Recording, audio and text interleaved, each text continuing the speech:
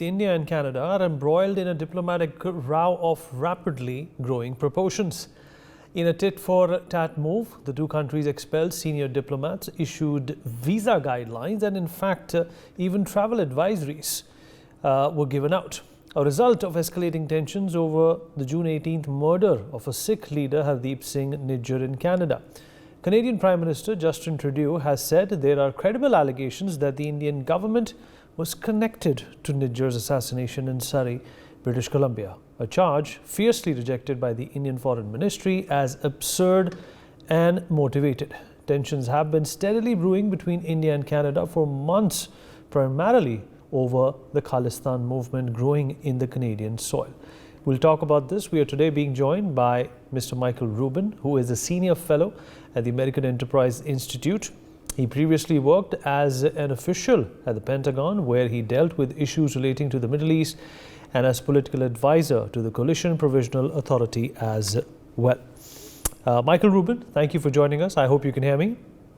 I can hear you just fine, thank you. Well, your first impressions of what's going on between India and Canada. There was always a presence of Khalistani empathy, if we can call it, in Canada, but now things have gotten out of hand.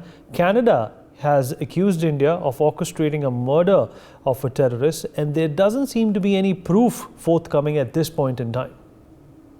Well, certainly when it comes to the Khalistani extremism issue, the magnanimity of the Western system has been abused massively, and Canada has been a weak point on this. With regard to the intelligence, despite the statements, which are neither here nor there, from the American ambassador David Cohen in Ottawa, the longer Justin Trudeau goes without being able to show proof, the more difficult it will be for him to avoid ultimately having to apologize for the crisis which he has caused. The simple fact is, when the Premier of British Columbia says that he had received a briefing, it was entirely based essentially on a Google search. That doesn't show the standard of proof to rise to accuse the world's largest democracy from the floor of the Canadian Parliament. Nor, when you parse the words of American officials, did the intelligence provide a smoking gun. It provided context, but that context could just as easily have been the gang warfare associated after the murder of Rubin Singh Malik. Now, in April of 2023, there were similar threats of gang warfare in the United States, and we responded by arresting 17 militant Khalistani activists. Canada simply got caught not doing its job. And for that, Justin Trudeau has no one to blame but himself.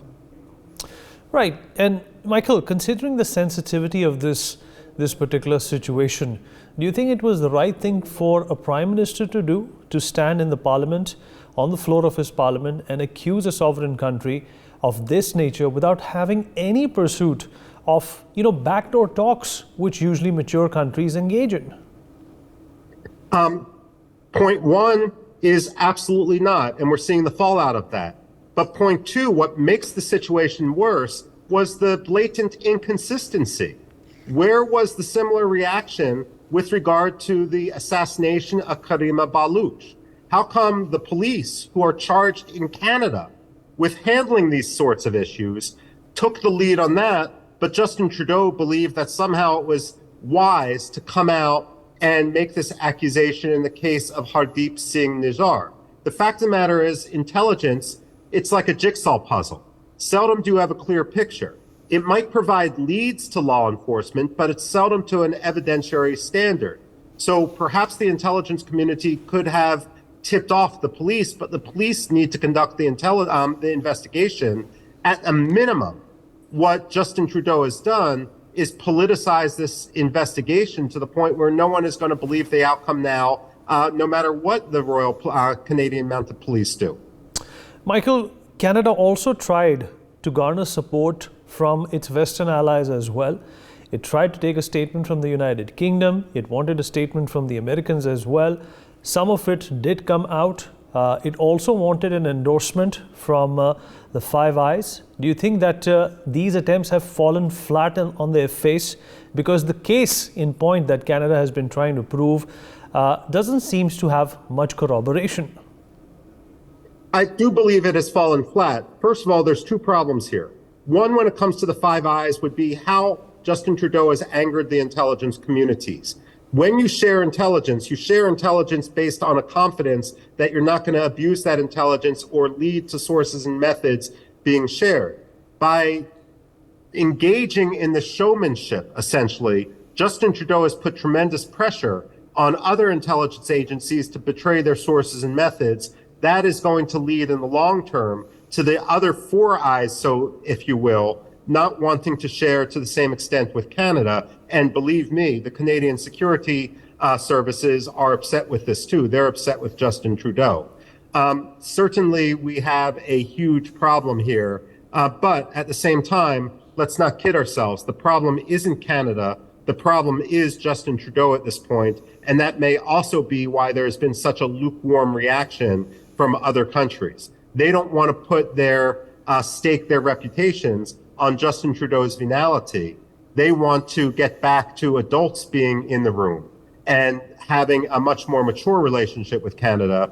And given the fact that Justin Trudeau seems to be on his political last wind, I believe that many countries will do what the United States essentially is doing and simply wait for Justin Trudeau to move on. That said, and my final point would be the danger in the United States, as so many national security issues become a political football, is that Justin Trudeau, Khalistani extremists, are going to try to bypass the intelligence agencies, bypass the executive branch, and try to appeal to populists in Congress and politicize this.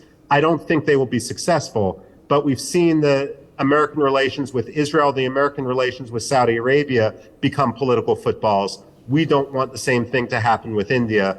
Personally, I don't think it will. Right. Michael, appreciate you took out the time and spoke with us. Thank you so much. For more such videos, subscribe to the NewsX YouTube channel, hit the bell icon.